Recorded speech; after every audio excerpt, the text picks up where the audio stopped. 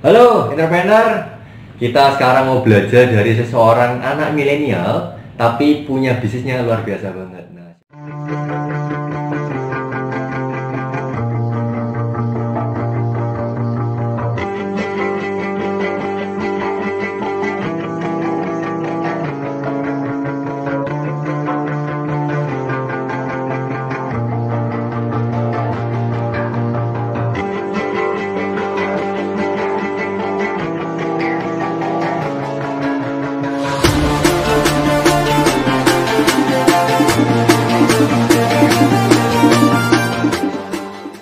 mungkin bingung nih, ini siapa yang di sebelah saya gitu ya, anak milenial bisnisnya banyak gitu ya. Kita kenalan dulu dong, siapa namanya ini? Nama saya Mr. Roy. Oh ini good ya. Saya seorang digital marketer ya, digital strategis. Saya juga seorang entrepreneur, pengusaha beberapa multi bisnis. Jadi ada bisnis F&B, saya ada restoran, ada properti, saya bangun developer, agensi properti juga ada, lalu distribusi juga. Oh banyak ya Pak? Banyak. Ya. Nah boleh tahu nih Pak Roy, kenapa kok masih muda tapi kok milihnya berbisnis nih Pak? Kok nggak mikir kayak senang-senang aja? Kan ada nih anak-anak milenial di luar sana sukanya happy-happy nanti lah cari uang. Tapi kok kenapa Pak Roy lebih memilih berbisnis nih Pak? Iya, kenapa? Why? Kalau bisnis ya, tujuannya orang di luar sana kalau bisnis cari profit sebanyak mungkin ya, supaya bisa beli rumah baru ya kan, supaya bisa beli mobil baru, betul, supaya bisa jalan-jalan luar negeri. Tapi kalau saya dulu mulai bisnis pertama kali waktu start awal, itu ketika saya kuliah, itu kenapa kepepet? Kepepet ya, faktor money ya, faktor uang. Saya berpikir waktu saya kuliah, bayar uang kuliah aja susah ya kan. Jadi saya kuliah sudah beasiswa tapi bayarnya pun juga susah ya. Jadi udah didiskon 70%, bayarnya susah. Terus saya berpikir kalau saya seperti gini terus nggak bisa. Saya harus kerja. Nah, akhirnya pikir kerja apa ya? Dulu sempat akhirnya saya jadi broker tapi juga pernah gitu. Saya kerja gimana pekerjaan yang tidak membutuhkan S1. Tapi yang bisa membayar kuliah saya gitu loh. Saya mikir, dan itu sangat terbatas ya. Betul. Jadi kita nggak punya skill, kita nggak punya yang namanya koneksi, betul, kita nggak punya modal juga, yes. Tapi kita dituntut untuk bekerja yang income-nya bisa cukup untuk membayar ya kebutuhan sehari-hari sama kuliah juga. Nah itulah alasan saya memilih jalur entrepreneur. Karena jalur entrepreneur adalah jalur di mana kita tanpa perlu harus punya gelar, tanpa harus modal yang besar, tanpa harus kita punya yang namanya koneksi, tapi kita udah bisa start. Betul. Jadi itu alasan kita, karena kepepet. The power of kepepet. Betul. Nah, padahal kalau teman-teman tahu, kalau misalkan teman-teman cek nih biografinya dari Pak Roy, dia mungkin teman-teman pasti ini nggak punya latar belakang pendidikan gitu ya. Tapi kalau teman-teman cek sampai sekarang aja Pak Roy ini masih yang namanya sekolah teman-teman, masih yang namanya kuliah. Jadi teman-teman bisa bayangin namanya sama gelar yang lebih panjang namanya gitu ya. Jadi saya teman-teman bayangin sudah jadi pebisnis, kuliah masih jalan. Nah banyak nih orang-orang di luar sana kan gak penting lah kuliah terus atau apa. Nah kalau menurut Pak Roy seberapa penting sih yang namanya pendidikan Pak? Jadi pendidikan menurut saya itu adalah sebuah skill. Dulu waktu saya kuliah saya udah pikir, wah saya mau kuliah aja susah ya kan, nggak bisa bayar. Lalu juga belum kebutuhan sehari-hari, ya kan? Belum utangnya orang tua saya juga, sponsor juga. Mau kuliah aja susah, nggak bisa fokus bekerja. Nah, ketika saya sudah bisnis, sudah pegang uang, akhirnya uang itu saya terusin kuliah saya. Jadi saya ngambil MH, magister hukum S2, saya ngambil FM juga, magister manajemen, ya kan? Saya sampai kuliah di luar, saya lihat teman-teman saya yang latar belakang keluarganya mampu, ya kan? Menguliakan anaknya ke luar negeri ya. Akhirnya saya punya cita-cita. Kalau saya pegang duit ya, saya punya uang, saya juga kuliah di luar. Nah, akhirnya itulah saya kenapa sampai kuliah di Brussels, di Belgium ya. Saya ambil MBA, lalu juga kuliah SH juga saya sekarang ya. Jadi anggapannya tiap malam itu saya kuliah ya, saya sampai Jumat full. Jadi jam 8 sampai jam 5 saya kerjain urusan bisnis, ya, urusan pekerjaan.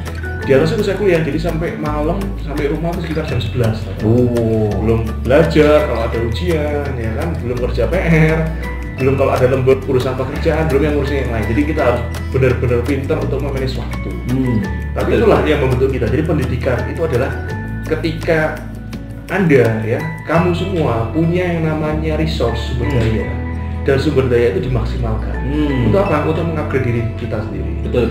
Untuk mengupgrade bisnis kita, untuk menambah network kita, koneksi kita juga. Jadi banyak hal yang saya termasuk pengusaha yang concern dengan pendidikan. Oh, good. Kalau Pak Mike pendidikan juga. Jadi walaupun Pak Mike kuliahnya nggak sampai S2, S3, tapi di bidang pendidikan, profesi ya kan, seminar ini diikuti ya, itu sama-sama kayak orang S2-nya pendidikan ya, S2-nya strip ya. Yes. Jadi pengalamannya banyak ya. Itu jadi kita sama-sama belajar. Itulah yang disebut dengan pendidikan. Yes. Tuh teman-teman, apalagi anak-anak milenial udah tahu kan, sudah umurnya masih muda, bisnisnya banyak, masih harus kuliah. Jadi buat teman-teman di luar sana, Pak saya nggak punya waktu, Pak saya nggak punya uang, udah dijawab sama Pak Roy. Ya. Nah sekarang nih mulai bisnisnya itu dari kuliah nih. Nah bisnis yang dimulai dari Pak Roy waktu kuliah apa nih? Bisnis pertama saya itu ketika saya sekitar semester 3. Oh, umur berapa? Semester 3 itu sekitar usia 19 tahun ya. Lumayan ya, 19 tahun udah kerja ya. Jadi semester 3 saya membuka bisnis. Nah, bisnis yang mudah untuk orang yang startup, orang entrepreneur yang pertama kali memulai bisnis adalah bisnis yang tidak membutuhkan modal besar. Bisnis yang perputaran cash flow-nya juga bagus. Jadi bisnis yang bukan Anda jual sekarang bayarnya 2 bulan kemudian ya. Anda jual sekarang bayarnya bulan depan, enggak, tapi Anda jual sekarang terima duit sekarang. Nah bisnis waktu itu saya buka bisnis makanan ya. Jadi saya sewa di mall ya, itu pun saya bertiga ya kan. Jadi lebih ringan lagi modalnya, jauh lebih ringan. Bayar waktu di mall itu bayar sewanya itu dinego tiap bulan ya. Jadi kayak kos-kosan ya. Padahal bisnis tapi di model kayak kos-kosan ya, bayarnya tiap bulan ya. Lalu juga saya cari juga makanan. Kenapa makanan? Karena ketika kita jualan makanan, kita langsung terima cash. Betul. Bayar ke supplier, kita bisa mundur 1 bulan. Nah, cash flow itu yang bisa kita pakai untuk apa? Untuk gaji pegawai, untuk bayar bahan, ya kan? Untuk bikin gerobaknya, itu pun bisa dicicil. Asal kita punya kemampuan, keberanian untuk memulai. Betul. Nah, jadi keberanian itu yang penting. Betul. Jadi bukan modal teman-teman. Ingat, bukan modal. Jadi kalau misalkan teman-teman tadi kan Pak Roy udah sharing nih, knowledge-nya ada, keberaniannya aja. Itu penting teman-teman. Kalau orang-orang ngomong modal dikit-dikit modal, itu tandanya cuma satu, malas namanya teman-teman. Betul. Ya. Roy, ke depan ini mau ngapain sih Pak Roy? Sekarang sudah bisnis sudah banyak, properti ada, terus di bidang digital ada, terus penulis buku lagi ya kan, terus ngisi seminar lagi teman-teman bisa bayangkan. Nah sekarang goalnya nih Pak Roy, setiap orang pasti punya impian nih. Impiannya dari Pak Roy ke depan ini mau ngapain sih Pak? Yang pertama adalah saya pengen semua orang kan serba online semua. Yes. Nah, saya pengen menekuni bidang digital. Nice. Jadi sama 5-10 tahun depan saya akan fokus untuk tetap menekuni di dunia digital. Karena semua trennya sudah ke arah online semua. Betul. Jadi kita jual apapun semua udah online. Yes. Kalau kita tetap buka toko, kita akan salah saingan ya. Betul. Kita akan bangun sendiri ya. Tapi kalau kita online, nah itu kita belajar. Saya belajar digital marketing, ya kan? Saya juga mengajar tentang digital juga. Saya juga membentuk teman-teman tim juga di bidang digital juga untuk mengajari mereka gimana sih caranya kita mulai dapat income dari dunia internet. Jadi saya fokus 5-10 tahun ke depan, saya fokusnya di dunia digital. Visi di dunia digital. Saya akan banyak mengajar juga, sharing juga kepada teman-teman juga untuk lebih paham gimana sih untuk buka toko online itu gimana, cara berbisnis dari rumah itu gimana, betul. Bisnis modal kecil itu seperti apa. Betul. Itu jadi passion pertama fokus belajar di digital, yang kedua ngajar juga supaya orang masuk ke dunia digital. Teman-teman. Jadi sekarang yang lagi ngetren banget di dunia digital. Jadi kalau teman-teman nggak punya modal, knowledge masih kurang, gampang teman-teman. Tinggal cari orang yang sudah mulai duluan di dunia digital, terus teman-teman contek. Betul Pak Roy ya? Betul. Nah, terus tadi kan ngomongin buku. Nah, buat teman-teman yang mau lebih dalam kenal sama Pak Roy, ini buku pertama Pak Roy ya? Buku pertama. Yang namanya judulnya adalah Success Revolution teman-teman. Buahnya di mana-mana, toko buku, pekan online pun juga ada. Jadi teman-teman nanti bisa belajar lebih dalam Pak Roy ini bangun bisnis tuh dari nol kayak gimana, pola pikirnya kayak gimana, itu di buku ini teman-teman. Dengar-dengar malah mau udah muncul buku kedua Pak ya? Iya, buku kedua lagi diterbit, Judulnya Mentor Revolution. Ini saya lagi nulis buku ketiga. Jadi target saya tiap tahun itu kita kalau bisa berkontribusi itu dengan nulis buku. Jadi 1 tahun 1 buku. Nice. Punya goal teman-teman. Punya goal. Nah, jadi kalau misalkan nih teman-teman yang di luar sana nih, Pak Roy, pengen kenal lebih dekat, punya nggak media-media sosial untuk di-sharing-sharingkan? Ada. Apa mungkin? Jadi teman-teman bisa buka. Kalau Instagram saya itu Mr.Royli. Mr.Royli. Itu bisa di-follow. Saya juga sering ngasih yang namanya video-video, membuat video-video saya juga ada di YouTube. Jadi YouTube saya itu Royli Digipreneur ya. Royli Digipreneur. Anda bisa lihat banyak video-video yang bermanfaat di sana.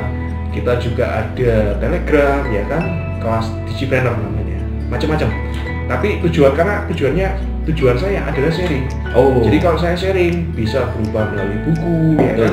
Kebanyakan orang di luar sana ketika dia udah sukses, dia udah making money, fokusnya ke diri sendiri, ya kan? Fokusnya gimana sih jalan-jalannya diperbanyak, gimana sih bisnisnya tambah lama tambah bagus, profitnya tambah besar, tapi lupa untuk memberikan memberikan sharing pada orang lain. Jadi kontribusi lah. Kontribusi kepada orang pengusaha-pengusaha lagi pemula yang lagi gimana sih cara besarin bisnis. Padahal penting tuh, Pak ya. Padahal penting, benar. Oleh karena itu saya berkontribusi entah melalui buku, entah melalui YouTube, entah melalui Instagram ya kan, entah melalui Telegram dan cara-cara yang lain. Ya. Jadi fokus saya sekarang bukan lagi bisnis tetap jalan, tapi fokus saya lebih banyak untuk berkontribusi, untuk mengajari orang, untuk juga membentuk pengusaha-pengusaha di dunia digital yang baru. Gitu, Pak. Jadi tuh teman-teman kalau misalkan mau follow media sosial dari Pak Roy, langsung follow Instagram sama YouTube-nya teman-teman. Belajar lebih banyak karena belajar itu gratis. Sampai jumpa di video berikutnya. Salam gila. Salam gila.